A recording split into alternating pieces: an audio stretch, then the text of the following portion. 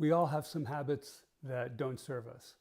And I would suggest that rather than being a set of bad habits, become a set of good habits.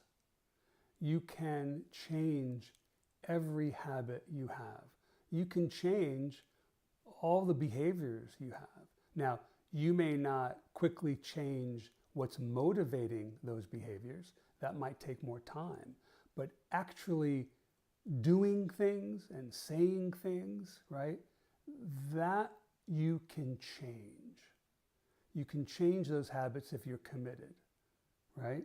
So rather than allowing yourself to say, well, that's just who I am, it's really not who you are, it's who you've become. You've become this set of bad habits. And so what it takes is commitment to say, I want to become a set of good habits. You take it one at a time, you take it a day at a time, you make a commitment, and you honor the commitment. And slowly but surely, you will become that better man.